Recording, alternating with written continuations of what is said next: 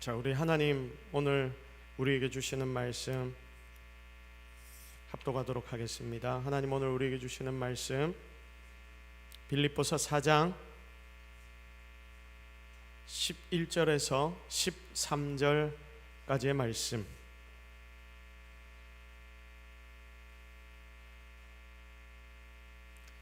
빌립보서 4장 11절에서 13절까지의 말씀.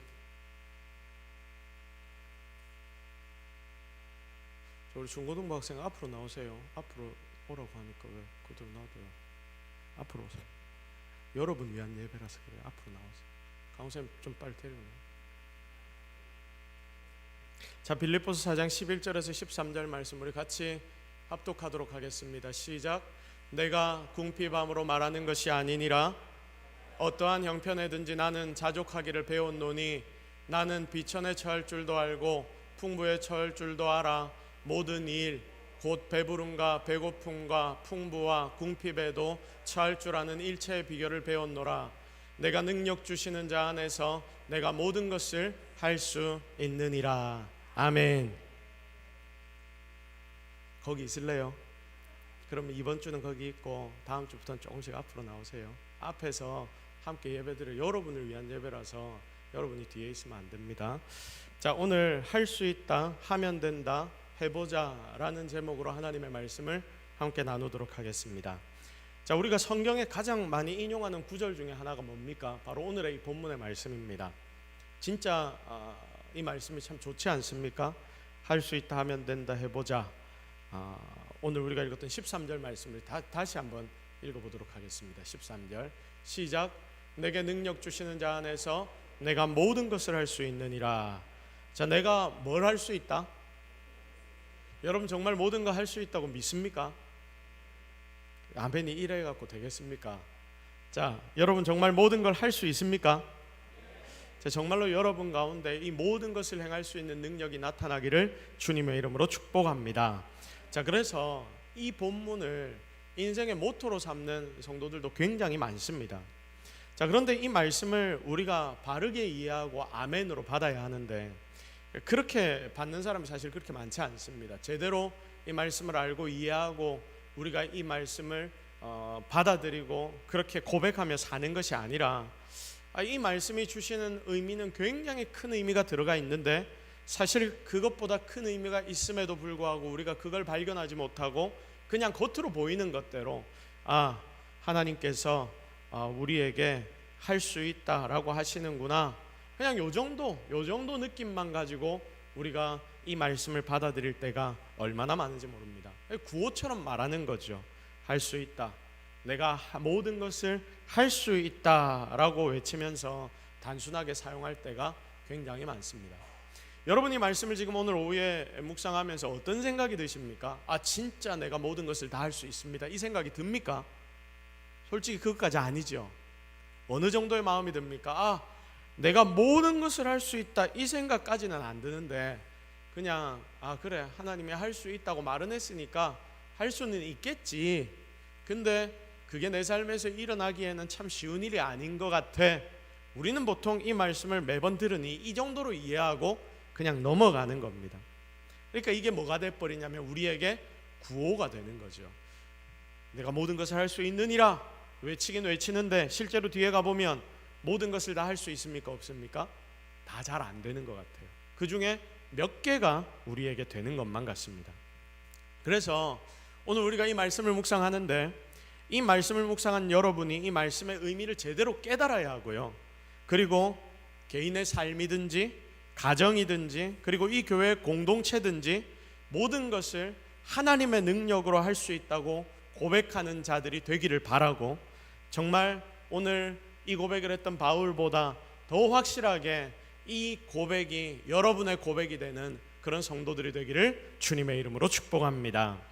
자, 그러면 바울이 어떤 상황에서 이 고백을 하고 있는지 우리가 한번 살펴봐야 안 되겠습니까? 자, 바울이 지금 어떤 상황에서 이 고백을 할까요? 바울이 어디에서 이 편지를 썼습니까? 어디에서 썼을까요? 자, 빌립보서니까 빌립보에서 쓴 게 아니라 빌립보에 편지를 보내는 겁니다. 여러분 오해하지 마십시오. 고린도전서우서 바울이 고린도에 앉아가지고 막 편지를 쓰는 게 아니라 어디로 보내는 편지? 고린도로 보내는 편지. 이 빌립보서를 쓴 사도 바울은 지금 어디에 있을까요? 이 대충 제가 이렇게 여러 번 묻는 이유가 있겠죠. 아마 어려운 곳에 있으니까 제가 이렇게 질문할 거 아닙니까? 옥중에, 감옥에. 그래서 이 빌립보서는 옥중 서신입니다. 사도 바울이 어디 있다고요? 옥중에 딱 있습니다. 바울은 지금 이 놀라운 고백을 하고 있는데 내가 모든 것을 할 수 있느니라 라고 외치는데 그 외치는 곳이 어디다? 감옥이다. 감옥. 한번 상황을 생각해 보십시오. 감옥에 갇혀 있는 이 바울의 모습. 감옥에 갇혀서 그가 막 편지를 썼는데 어떤 내용으로 편지를 씁니까? 나는 모든 것을 할 수 있다. 감옥에 앉아서 막 이 편지를 쓰고 있습니다. 세상의 사람들이 이 모습을 보면 뭐라고 생각할까요? 정신 나갔다. 저 감옥에서 뭐 할 건데, 감옥에서 지가 뭐 할 수 있다고, 뭐 모든 걸 다 할 수 있다. 아이고 말도 안 되는 소리 이제 좀 그만해라. 네 자신을 파악해라. 아마 세상의 사람들은 그렇게 이야기를 할 겁니다.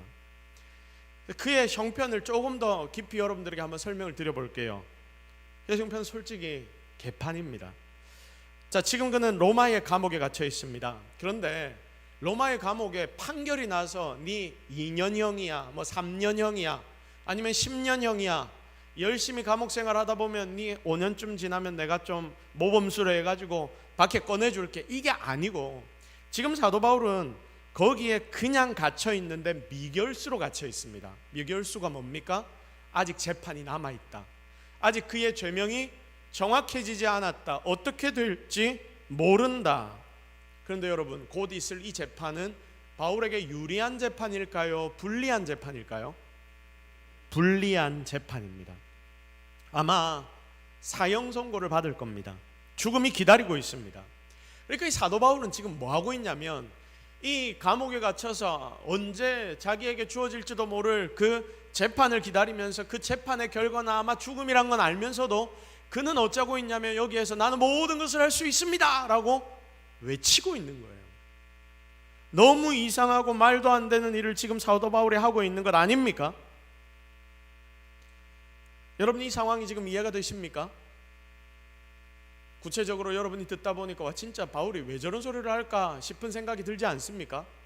진짜 그런 상황인 겁니다. 도대체 바울이 저기서 어쩌려고 저런 소리를 하고 있지? 바울이 저런 소리 할 상황 아닌데? 감옥에 갇혀서 아이고 내 다음 한 끼 얻어먹을 생각하고 그리고 내가 언제쯤 나갈 수 있을까 이거 고민해야 될 때에 사도 바울은 거기에 앉아서 나는 모든 것을 할 수 있다, 아주 멋지게 그럴듯하게 편지를 쓰고 있습니다. 그가 솔직히 거기에서 할 수 있는 일이 뭐 있겠습니까? 만날 수 있는 사람도 별로 없습니다. 누가 만납니까?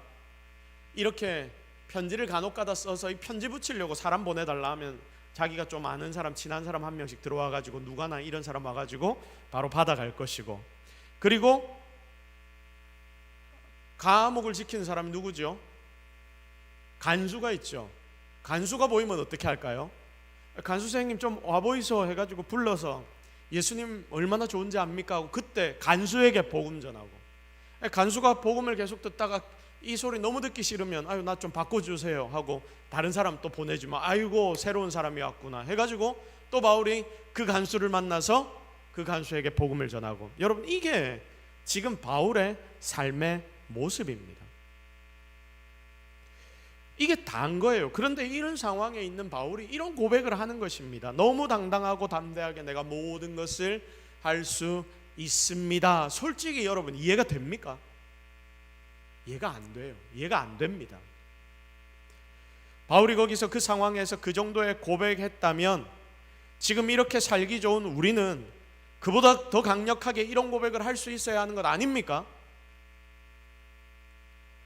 이렇게 좋은 시대에 여러분 자유로운 시대를 살고 있고, 여러분 감옥에도 안 갇혀 있고, 여러분 발이 있어서 마음대로 갈 수도 있고, 차를 타면 하루에도 서울까지 멀리까지도 갔다 올 수 있고, 여러분 우리가 잘 먹고 잘 사는데 우리는 여전히 어떻습니까? 힘들다, 어렵다, 안 된다, 죽겠다. 여러분 이런 소리를 하고 있는 것이 우리네 모습입니다.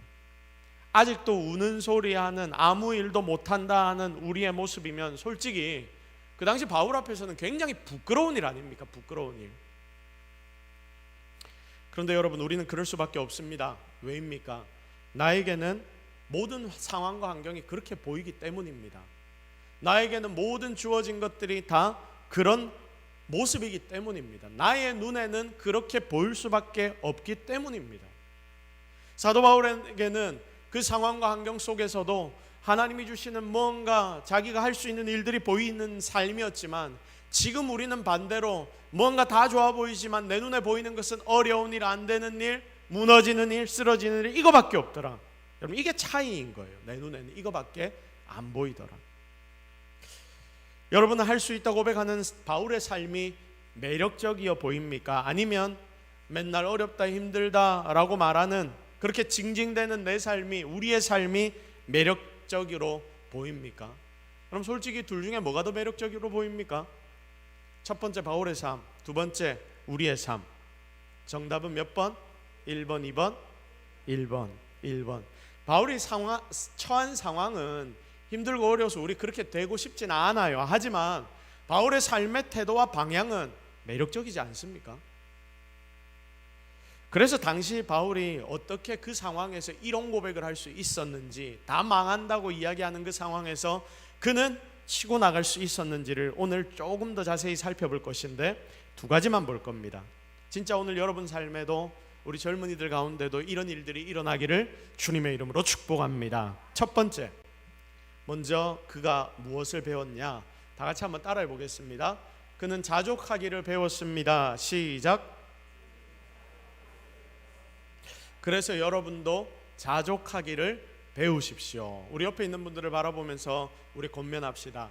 자족하기를 배우십시오. 시작. 자족하다. 본문 11절 말씀을 보십시오. 11절 우리 다시 읽겠습니다. 내가 궁핍함으로 말하는 것이 아니니라. 어떠한 형편에든지 나는 어떻게 하기를?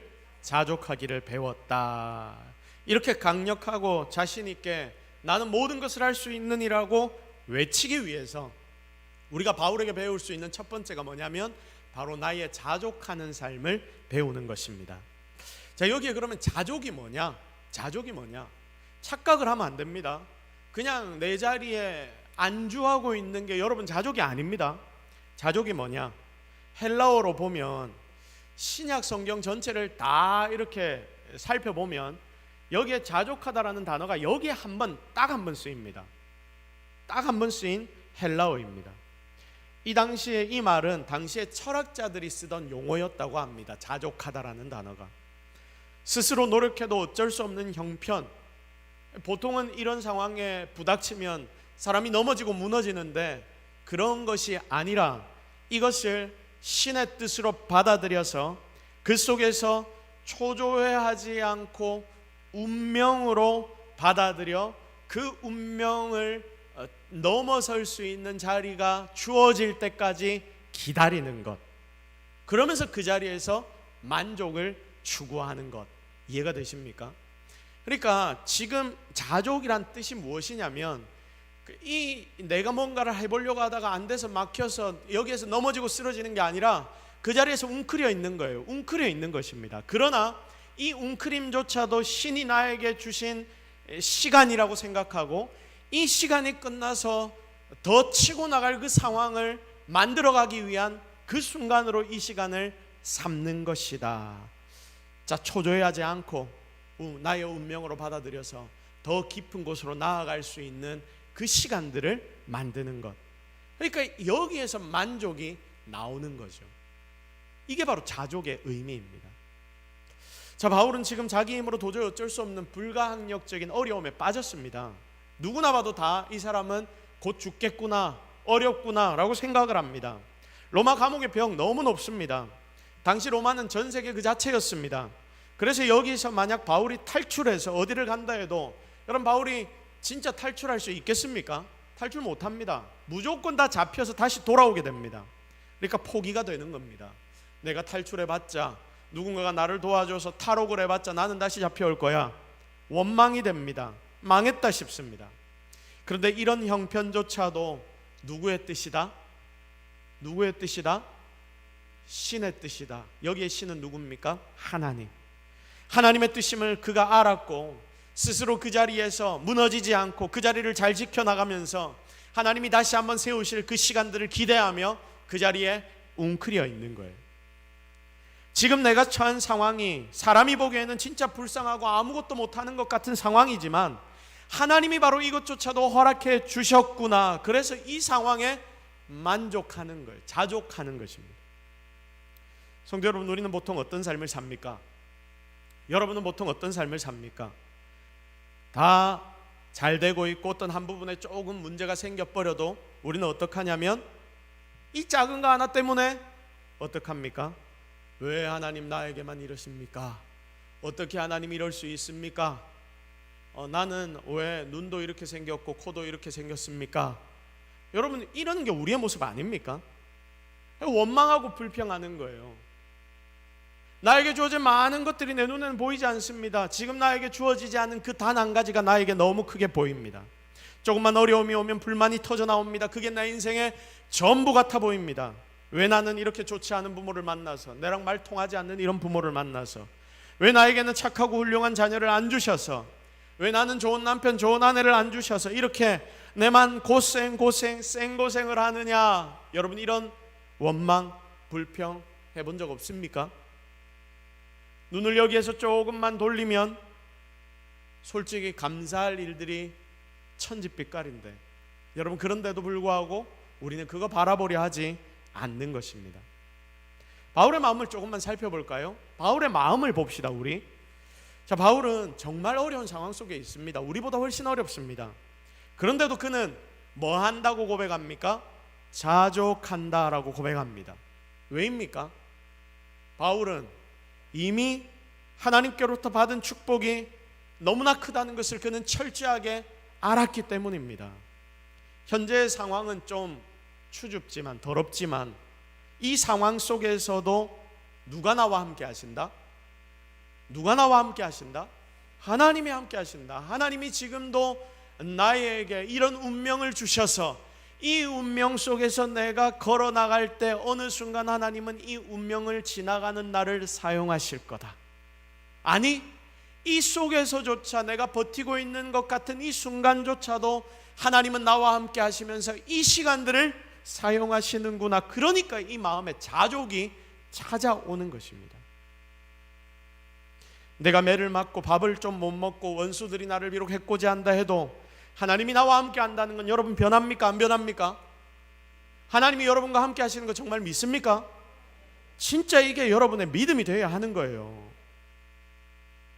그것보다 앞서서 진짜 하나님이 살아계시고 나는 그 하나님이 나를 위해 준비해 두신, 여러분 사도 바울은 삼중천까지 올라가 봤다 했지 않습니까?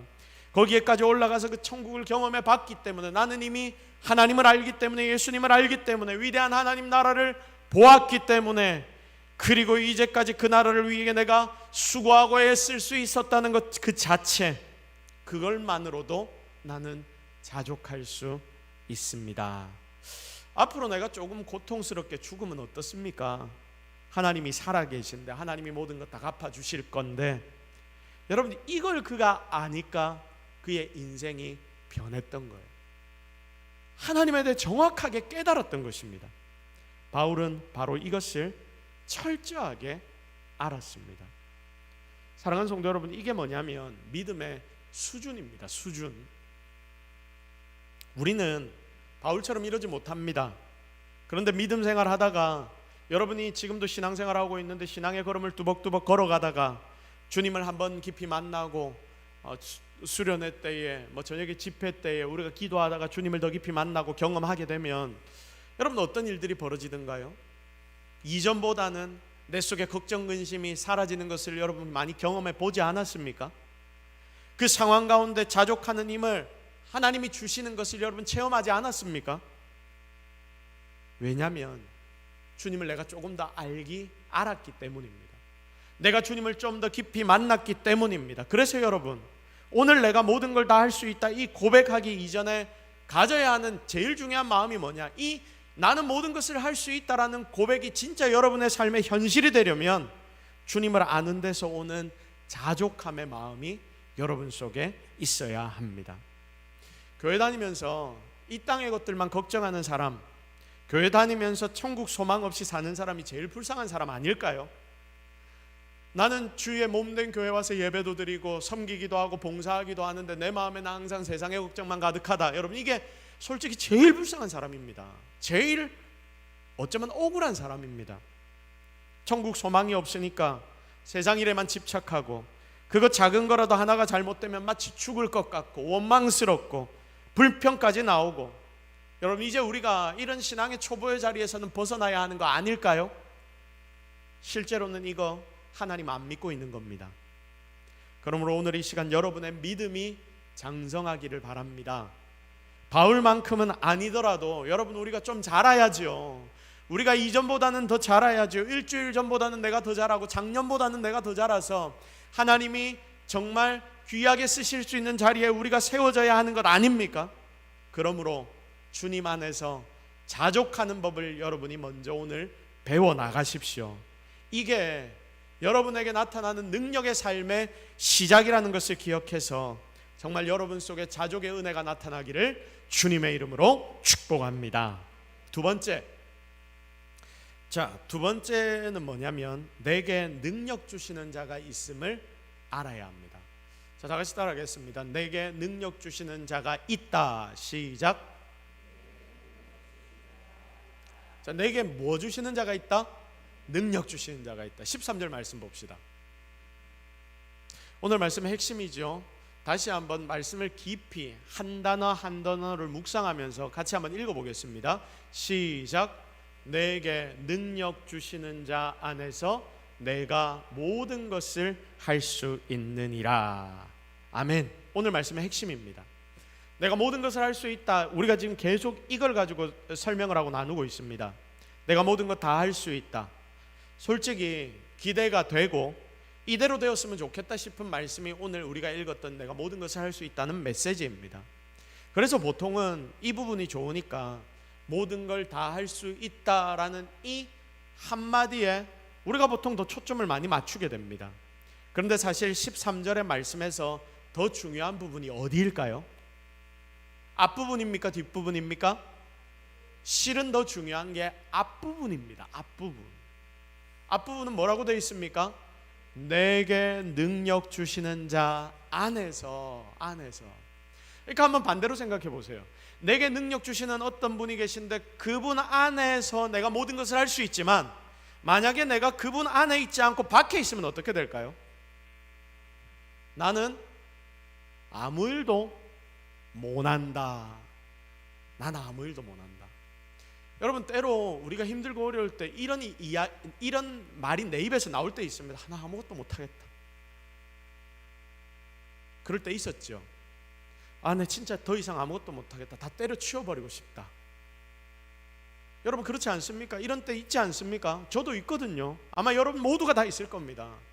주일학교 아이들도 이런 생각을 합니다. 중고등부 학생도 마찬가지입니다. 대학 청년들도 마찬가지입니다. 어른들도 마찬가지입니다. 공부만 열심히 하다가 아무리 해도 시험 성적 안 나오고 이러면 어떻습니까? 다 때려치워버리고 싶다. 못하겠다. 열심히 사는데 내 삶에 뭔가 변화되는 것은 없는 것 같고 열심히 돈을 버는데 빚만 더 늘어나고 이러면 어떻습니까? 다 때려치워버리고 싶다. 그럼 이런 생각이 드는 게 사람이라니까요. 근데 여러분, 왜 우리의 삶에 이런 일들이 일어날까요? 오늘 여기 정답이 있지 않습니까? 정답이 무엇입니까? 내가 누구 안에 있지 않기 때문에, 능력 주시는 자 안에 있지 않기 때문에. 이게 핵심이라니까요. 여러분, 한번 잘 고민해 보십시오. 여러분이 그 힘들었을 때 여러분의 마음을 한번 돌아보십시오. 그때 여러분 속에 예수 그리스도가 계셨습니까? 그때 여러분이 하나님 안에 거했습니까? 아니면 다른 걸 바라보고 있었습니까? 내가 힘들고 어려울 때 여러분 그때를 한번 돌아보십시오. 그때는 하나님이 안 보입니다. 뭐만 보입니까? 내 상황만 보이고 내 환경만 보이고 내 주변에 나를 힘들게 하는 것들만 보이고 나를 미워하는 어떤 사람만 보이고 상황 환경만 나에게 보이지 않았습니까? 그러니까 아무것도 안 되는 거죠. 내가 모든 것을 할 수 없다. 그래서 이런 고백이 나옵니다. 그런데 내게 능력 주시는 자 안에 우리 주님 안에 여러분이 분명히 있게 될 때에 여러분의 삶에는 정말 모든 것을 행할 수 있는 능력이 나타나게 되는 줄로 믿으시기를 바랍니다. 여러분, 이게 13절의 핵심이기도 하고 빌립보서 4장의 핵심이기도 하고, 아니 더 나아가서 빌립보서 전체의 핵심이기도 하고 성경 전체의 핵심이기도 합니다. 다시 따라합시다. 이렇게 고백해 봅시다. 주 안에 있으면 할 수 있고 주 밖에 있으면 안 된다. 여러분, 이 말입니다. 이 말. 주님 안에 있으면 할 수 있다 없다? 할 수 있고 주 밖에 있으면 어떻게 된다? 못하게 된다. 이게 핵심입니다. 내가 모든 것을 할 수 있다는 놀라운 축복의 메시지가 선포되는데 그 모든 것을 할 수 있는 이유가 무엇이다? 예수 그리스도 안에 있기 때문이다. 이것이 바로 능력의 근원이다. 바울이 왜 이런 고백을 했는지 아시겠죠? 바울이 지금 감옥 안에 갇혀 있지만 그는 지금 누구 안에 있었기 때문에? 그리스도 예수 안에 있었기 때문에. 세상 사람들은 내가 뭔가를 할 수 있다는데 무게에 초점을 둡니다. 그래서 뭔가 성공한 사람들이 있으면 그 사람에게 강연을 세우고 그래서 그 강연을 듣습니다. 그리고 그 사람의 일하는 방법들을 배웁니다. 그런데 우리는 다르거든요. 똑같이 일을 해도 하나님이 허락하시면 됩니까? 안 됩니까? 됩니다.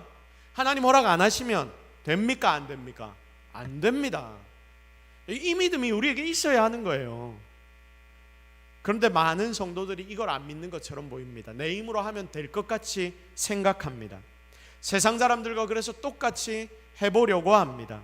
세상의 법칙을 그대로 우리도 따라가려고 합니다. 하나님이 사람에게 능력을 다 주긴 하셨으니까 그 능력으로 하면 뭔가 좀 할 수는 있거든요. 그러니까 세상 사람들도 뭔가를 하는 겁니다. 자, 그거를 우리가 인정하지 말라가 아닙니다. 그러나 사람의 능력에는 한계가 있습니다. 그러니까 그 한계를 넘어가 버리면 사람의 힘으로 더 이상 안 됩니다. 그런데 그것조차도 할 수 있는 힘과 능력이 어디 있느냐? 여러분, 어디 있다 했습니까? 내게 능력 주시는 자 안에 있다. 안에 있다. 우리가 믿고 의지하는 예수 그리스도, 여러분이 지금 이 자리에 나와서 예배드리는 예배의 대상이신 예수 그리스도, 바로 그분이 계시기 때문에 우리는 한계를 매 순간 넘어서고 정말 그분의 능력으로 여러분에게 주어진 모든 일들을 행하게 될 줄로 믿으시기를 바랍니다. 제일 쉬운 예를 하나 들어볼까요? 자, 안 된다, 사람이 할 수 없다, 진짜 어렵다 하는 일 중에 하나가 뭐냐면 사람이 자기의 목숨을 버리고 딴 일을 한다는 거, 이런 겁니다. 그 어려운 일이죠. 이 자리에 있는 여러분 중에 누군가가 당신 목숨을 버리고 이 일을 좀 해주세요 하면 여러분 선뜻 한다고 이야기할 사람 여기 어디 있겠습니까? 아마 아무도 없을 거예요. 자, 불가능한 일일 수 있습니다. 왜냐하면 이 땅에서는 내 생명이 제일 중요하니까. 그래서 이렇게 헌신하는 자들이 대단하다는 소리를 듣는 거 아닙니까? 그런데 하나님 안에서 진짜를 발견하고 하나님 주시는 힘을 얻은 자들은 이것도 쉽게 합니다. 쉽게 합니다. 이런 예들이 정말 수두룩 빽빽합니다. 자, 쉽게 우리가 며칠 전에 3월 1일이었죠. 3월 1일 3.1절 하면 일제강점기가 생각이 납니다. 일제강점기 때 제일 많이 일제치하에서 일본을 향하여 독립운동을 했던 자들이 누구였는지 아십니까? 누구였을까요? 기독교인들, 성도들이었습니다. 여러분, 자부심을 가지십시오. 왜 기독교 성도들이 분연히 일어났습니까? 이 나라를 빼앗겼다는 생각에서이기도 했지만 이 일본 놈들이 당시의 예배를 지들 신사에게 하도록 만들었기 때문입니다. 예를 들면 우리도 지금 1부, 2부 이렇게 드리죠. 예를 들어 1부 예배를 하나님께 예배드리도록 이렇게 만든다면 2부 예배는 누구에게 예배를 드리도록 만들었냐? 신사에 있는 자기들이 섬기는 그 잡신들을 향하여 2부 예배 때는 예배를 드려야 한다. 여러분, 그러니까 이게 될 일입니까? 안 될 일입니까? 안 될 일이죠.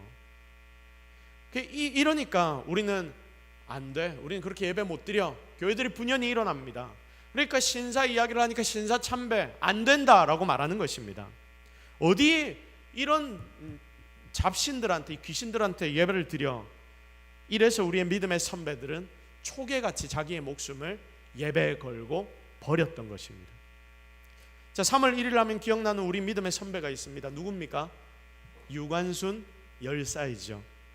자, 이화학당의 1학년 16세 소녀, 그 소녀였던 유관순은 서울에서 이제 만세 집회를 하는데, 그 만세 집회 이후에 일본이 어떻게 했냐면 학교들에서도 이제 중심이 돼서 막 만세 운동을 하니까 모든 학당들의 문을 닫아버렸습니다, 강제로. 그래서 그 당시 이화학당이 문을 닫아버려서 고향으로 유관순은 내려와야 했습니다. 1학년 16세 소녀였습니다. 유관순의 고향이 천안이었는데 여기에 매봉교회라는 교회를 유관순이 다녔습니다. 유관순은 천안의 교회에 모인 어른들과 함께 내려와서 무슨 일을 했냐면 독립선언서를 막 보여주고 그걸 따라 부르고 막 만세를 부르고 이렇게 했지 않습니까? 서울에서만 일단 이렇게 됐는데 이게 흩어진 학생들을 통하여 각 지역마다 독립선언서가 나누어지기 시작합니다. 이 교회, 매봉교회 어른들을 다 불러 모아놓고 교회 어른들과 함께 독립선언서를 이 유관순이 보여주면서 서울에서 있었던 만세운동을 알려주고 우리도 해보자라고 말합니다. 그래서 이 매봉교회 모든 성도들이 함께 만세운동에 동참하기로 작정합니다. 그래서 일본인들은 이 매봉교회를 두려워했습니다. 이 일을 빌미로 매봉교회를 일본은 불태워버립니다. 무너진 예배당을 다시 재건했습니다, 성도들이. 그러면서 잃어버린 나라를 찾기 위해 유관순은 어떤 일을 했냐면 매봉산에 올라가서 3일 동안 금식 기도한 뒤 장터로 내려와 봉화를 들여 올렸고, 그러면서 대한독립 만세를 외치기 시작했습니다. 이때 교인들, 매봉교회 모든 교인들과 함께 3천여 명이 모여서 그곳에서 대한독립 만세를 외쳤다고 합니다. 만세운동을 이 교회가 주도했던 것이죠. 매봉교회가 주도했는데 이렇게 만세운동을 하고 난 뒤에 또다시 매봉교회는 일본에 의해서 불태워집니다. 일본에 의해서 그 짧은 기간에 3번이나 이 교회는 불태워져 버립니다. 그래서 이 매봉교회는 1932년에 문을 닫게 되었고 18세 나이로 유관순은 순국하게 됩니다. 순국하게 됩니다. 여러분, 1962년 매봉교회와 유관순 생가는 그 이후에 복원이 되었지요. 유관순의 아버지는 매번 자녀들에게 이런 말을 했다고 합니다. 하나님 나라와 민족의 일꾼이 되어야 한다. 내가 그렇게 기도로 응원하겠다라고 이야기를 매번 했다고 합니다. 여러분, 우리가 잘 알다시피 유관순 열사의 8호 감방 노래, 이걸 아마 들어보셨을 겁니다. 전중이 일곱이 진흙색 일복 입고 두 무릎 꿇고 앉아 주님께 기도할 때, 접시 2개 콩밥덩이 창문 열고 던져줄 때 피눈물로 기도했네, 피눈물로 기도했네. 여러분, 이게 정말 하나님 앞에 기도했던 그의 고백이자 노래였습니다. 여러분, 결국 하나님이 이런 이들을 사용하셔서 이 나라의 독립을 이루어 주신 것 아닙니까? 진짜 대한민국의 독립에 이 기독교란 것을 뺄래야 뺄 수 없습니다. 이런 믿음의 선배들이 독립을 할 수 있을 것이라고 믿었을까요? 처음부터 믿었을까요? 처음부터 믿지 않았을 겁니다. 그러나 내게 능력 주시는 자 예수 그리스도 안에서 나는 모든 일을 할 수 있느니라고 그들은 고백하기 시작했을 겁니다. 그러니 세상 사람들보다 훨씬 더 많은 비율로 성도의 힘을 가지고 독립운동을 그들이 진행할 수 있었던 것입니다. 여러분, 독립선언서 33명 중에 기독교인이 몇 명인지 아시죠? 몇 명입니까? 16명입니다. 반수가 기독교인들이었습니다. 여러분, 여기에 16명 중에 14명은 목사였고요, 2명은 평신도였습니다. 그런데 당시 기독교 인구가 몇 명이었냐면 대략 추산해서 한 20만 명 정도였는데 그 당시에 불교도는 2천만 명이었습니다. 기독교 인구의 100배였다니까요. 그런데 33명 중에 불교는 몇 명이냐면 2명입니다. 2명. 우리가 잘 아는 만해 한용운 그리고 백용성이라는 2 승려밖에 이 33명에 포함되지 않습니다. 그런데 우리 기독교인들은 그 중에 목사님은 14명에 일반 성도가 2명이 그 33명 중에 들어가 있습니다. 여러분, 이것만 봐도 대한 독립을 누가 주도했는지 아시겠죠? 대한 독립을 누가 주도했냐면 정말 그리스도인들이 주도했다 말해도 틀리지 않습니다. 일본인들에게 제일 많이 죽었던 자들이 그리스도인들이었고, 그들이 하나님 앞에 그렇게 부르짖었고, 결국 그들이 능력 주시는 하나님 안에서 내가 모든 것을 할 수 있다고 고백하며 초계같이 자신의 목숨도 하나님 앞에 드리며 이 나라를 위해 던지며 그렇게 이 독립을 이루어냈던 것입니다. 아무도 할 수 없을 것이라고 생각했던 대한 독립이 바로 하나님의 백성들을 통해서 일어나게 되었던 것입니다. 사랑하는 성도 여러분, 오늘 하나님이 우리에게 말씀하십니다. 너희들 아무 희망이 없고 아무것도 할 수 없을 거라고 생각되는 때가 있지. 그런데 그때도 성도는 달라야 해. 뭐라고 말씀하십니까? 너는 어떻게 할 수 있어. 너는 할 수 있어. 왜 할 수 있습니까? 우리에게 예수 그리스도가 계시기 때문에, 여러분 가운데 하나님이 계시기 때문에, 여러분이 하나님 안에만 있다면 여러분은 모든 일을 할 수 있는 줄로 믿으시기를 바랍니다. 오늘 두 가지 말씀드렸습니다. 첫 번째 뭡니까? 자족해라. 자족이 뭔지를 말씀을 드렸죠. 내 주변에 있는 많은 것들 중에 안 좋은 거, 어려운 거, 힘든 것만 보지 말고 그 상황조차도 누가 주셨다? 하나님이 주셨으니 이 상황 가운데 잘 웅크리고 있으면 결국 어떻게 될 거다?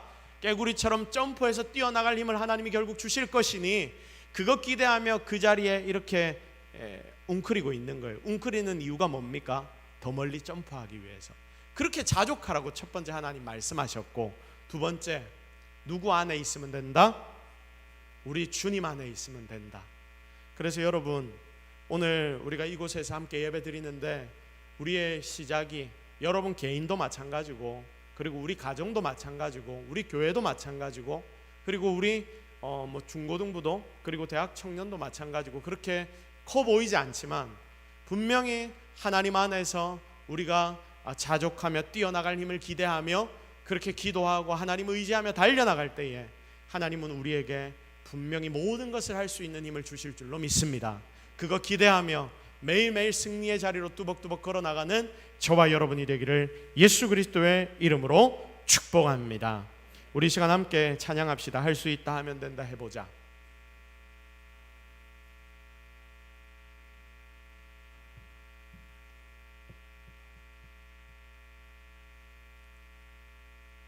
할 수 있다 하면 된다 해보자.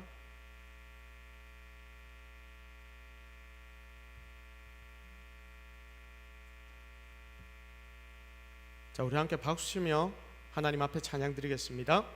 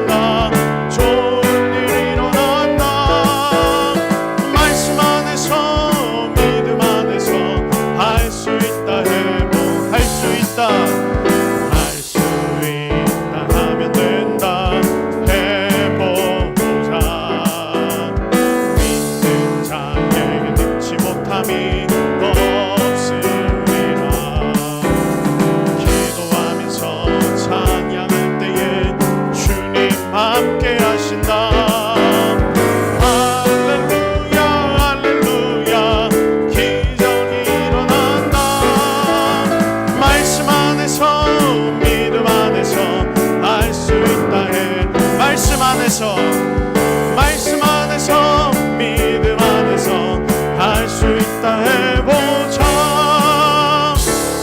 같이 한번 기도하겠습니다. 하나님, 오늘 우리가 하나님의 말씀을 묵상한 것을 들고 서겠습니다. 하나님, 우리가 이 상황 속에서 먼저 자족할 것입니다. 하나님이 주시는 힘을 기대하며 웅크려 있겠습니다. 그리고 하나님이 치고 나가는 힘을 주실 때 우리가 치고 나가겠습니다. 하나님, 우리에게 은혜를 다하여 주옵소서. 또한 하나님께서 우리가 하나님 안에 거할 수 있도록 도와주옵소서. 이 두 가지 제목을 놓고 우리가 모든 것을 행하는 자 되게 하옵소서. 여러분, 오늘 말씀을 통하여 받은 말씀 가지고 하나님 앞에 기도하며 나아가도록 하겠습니다. 같이 주여 한번 외치고 간절하게 기도하며 나아가십시다. 주여, 주여, 주여. 우리가 주님을 의지합니다. 기대합니다. 바랍니다. 주님이 일하실 것을 사모합니다. 하나님의 능력을 의지합니다. 하나님 함께하옵소서. 도와주옵소서. 능력을 허락하옵소서. 주의 백성들이 주 앞에 나와 하나님의 능력을 바라보며 나아갈 때에 하나님 우리에게 다시 한번 인간 능력을 다하여 주시고 할 수 있다는 확신들을 있게 하시며 나의 힘이 아니라 하나님의 능력으로 일하는 때에 하나님께서 우리의 모든 상황을 바꾸어 주시는 것을 체험하게 하옵소서. 상황과 환경을 넘어서 하나님 은혜를 기대합니다. 하나님의 능력을 바랍니다. 하나님 일하시옵소서. 도우소서. 주의 능력이 우리 속에 나타나기를 원합니다. 주님, 오늘 이 시간 일하여 주시고 역사하여 주옵소서. 놀라운 하나님의 은혜를 바라오니 주님 우리와 함께하옵소서. 하나님 은혜를 기대합니다. 하나님 오늘 우리와 함께 하실 줄로 믿습니다. 특별히 할 수 있다고 고백하며 나아갈 때에 이들의 입술의 권세가 능력으로 나타나게 하옵소서. 감사드리며 예수 그리스도의 이름으로 기도드립니다. 아멘.